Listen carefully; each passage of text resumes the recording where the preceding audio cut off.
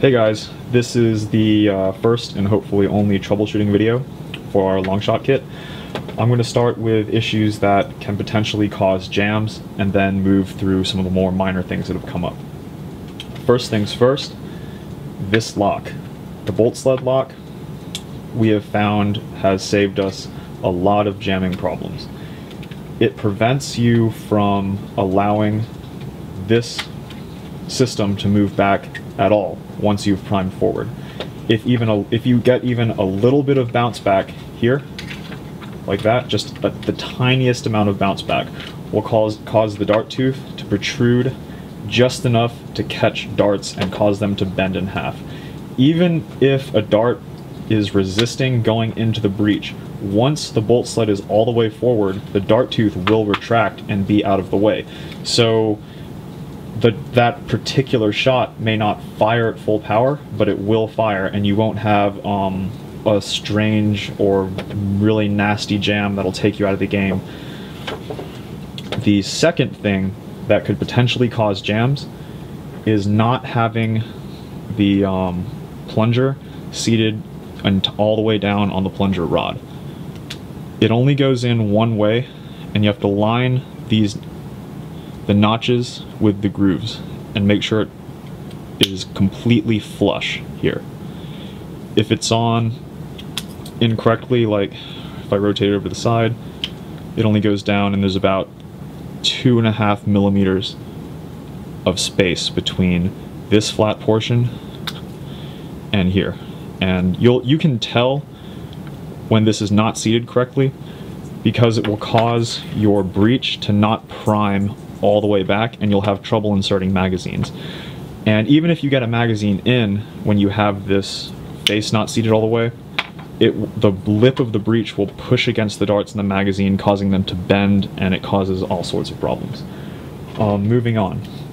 During installation, some people have brought up that this rear retention cap there's some friction here, or so it seems. That's because the gate of the injection point is right there, so there's a tiny rough spot. And in all of our testing, all the FPS tests, the kits we sent out to our affiliates, we did not mess with any of the parts. We got them straight out of the box and sent them out. And for us, we took them straight out of the box and installed them, didn't make any changes. And we did notice that it'll hang up, but during operation, we can't tell the difference at all. The polycarbonate inside here is very smooth for the most part, and it's practically self-lubricating. And with an 8 kg or 5 kg spring behind it, you're not going to tell the difference in use. So if you think it's going to be an issue, I would maybe sand that off right there, but honestly, don't worry about it. It hasn't been an issue so far, and we've been getting pretty awesome results with the chronograph. Let's see, another one. The trigger has come up a bunch. Let me set that aside. And the stop trigger spring, it's a little tough to get over the post here on the metal triggers, because this is right here and here. There's a seam where the mold came together. You can see that seam up top, and that is, in some of the triggers, that's been just enough extra material that prevents this from going on easily. You can get it on, but it's it hugs it. But in reality, what's actually happening is the first sets of coils here are gripping the trigger, but since it's cone shaped, all the following coils aren't being hindered at all, so you can get it on there pretty easily. What I've done though is just flipped it around and put the fat end in first, because on the Longshot shell you have this shelf of plastic that supports the spring, and even though it's the narrow end, the spring is still fully supported. The edge of the smallest coil is almost flush with the shell right here, and with the second half of the shell, the wiggle room is minuscule. If you compare the diameter of this coil to that coil, it's just a tad bit smaller, and it's not going to come unseated because you have about 3/4 of an inch of guide rod. right there. And for some reason we don't know why this is, but when we put the fat end on first, the trigger does not catch against the shell as often, resulting in a smoother overall trigger pull. And with this screw, it really doesn't make much of a difference how tight it is. I mean, I wouldn't cinch it down all the way, but what I've noticed with the Alpha Trooper, which has a similar trigger style to this, I like to go all the way down and back it out a tiny bit, just so it's not rubbing. Moving on, the priming handle. As I showed in a previous video, it is two pieces here. If I can, let me get this apart. Okay. And this area of the priming bar threads into the priming handle. I don't know if you can see it on camera, down there. And with the cap on, you have about ½ an inch of gap between this section that sort of guides it in straight and the actual area where it threads into the priming handle. So when you get here, you can see the threads themselves are not contacting any plastic, either on this piece or this piece. So what ends up happening is you just sit there twisting, wondering why your handle isn't coming out, because the threads aren't gripping anything. It's just smooth metal against smooth plastic. So when you're taking your handle apart, if it feels like there's no resistance and nothing's moving, just reach up. Let me put this back together real quick.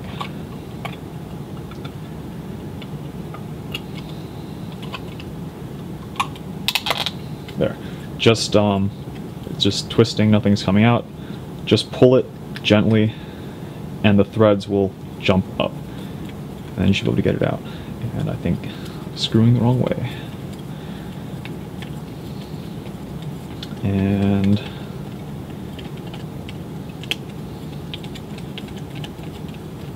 there we go. Another thing, the threaded end of the rod is marked with this little notch. So if you remember which side is threaded, you shouldn't have a problem getting your priming handle off. This half has been machine pressed in, so it's extremely unlikely it's going to come loose. I really have no idea how you would pull this out without completely destroying this handle. Okay, that brings us to this. The threaded, when you get it out of the box, it is completely unthreaded. It's just a hole that is matched to the silver screw that goes in, and when you screw that screw in, it will cut the threads. Now, the thickness of the material makes it more difficult to thread this screw in than it does, let's say, the screws out here, or in our previous kits like the Raider, that little silver screw. Okay, I went ahead and paused and just pulled out the plunger assembly and took off the spring and O-ring that I had in there. I'm going to take this brand new, I had to get the screw, but here's a brand new plunger rod. And a trick, well, not really a trick, but something I recommend you do is use this screw and thread it in and thread it out a couple times. So when it's time to fully install the spring and the plunger face, you don't have to fight against holding the spring down, holding the plunger face on, and then wrestle with this screw, because it's quite difficult, and fighting against the 8 kilogram spring is not easy. So I would recommend using the screw to tap the polycarbonate first. This is a harder and more resilient polycarbonate than our previous kits, so it can be a little bit of a challenge. And I would not recommend just taking it and threading it all in one go. There's no rush. So just like using a tap set, start it with your hands, try to get it as straight as possible. Screw in. Get that on frame. Screw in, feel resistance, come back out a couple times, then go a little bit further, back it back out, and then go a little bit further and back it back out. And do this for the entire length, all the way down. Back it back out. And that way, you will not strip the screw or damage this part. Do not be tempted to use power tools. I would not recommend that at all. And eventually you will hit the end, because that hole does not, I mean, it doesn't go all the way. It's just enough to seat the head here. So I think we're at the end. I'm going to take it out the final time. You notice coming back out, it's much easier. Let's see if I can. There.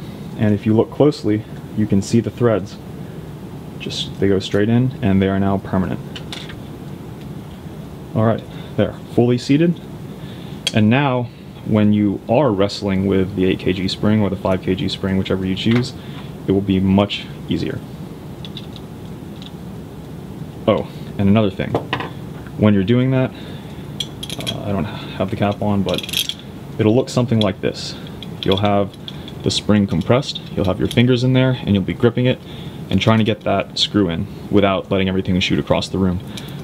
Beware of the clipped end of the spring.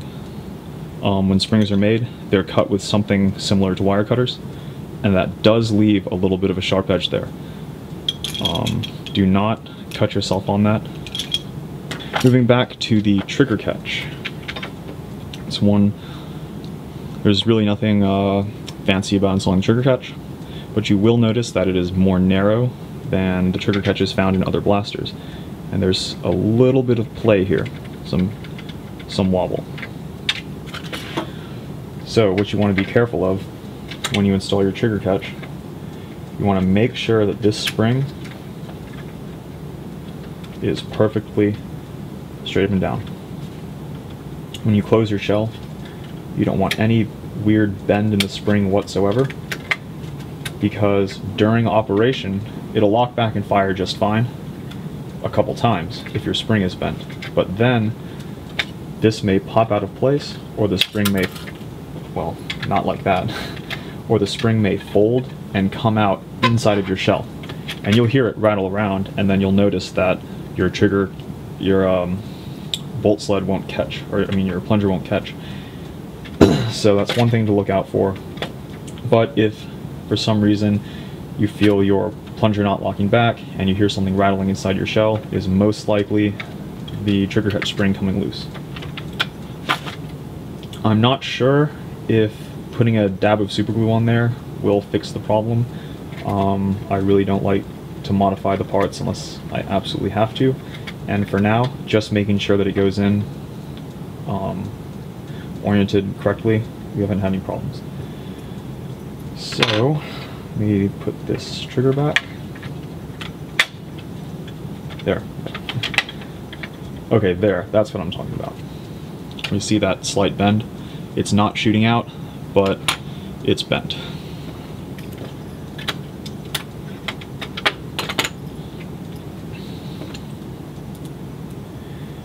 And that is about it. These are the known issues that people have brought to our attention. And just remember, the only two that we found that will cause jams are the absence of this lock and the plunger face and plunger rod not being fully seated. Other than that, there haven't been any issues that have come to our attention. And with this in place, we have been firing both regular streamlines and elite darts just fine. We haven't been mashing darts since we put this in. So I hope you enjoyed the video, and if you have any issues, feel free to contact us via our CRM system and select tech support, and those tech support emails come straight to me and I can get back to you. So thanks for watching, and good luck with your kits.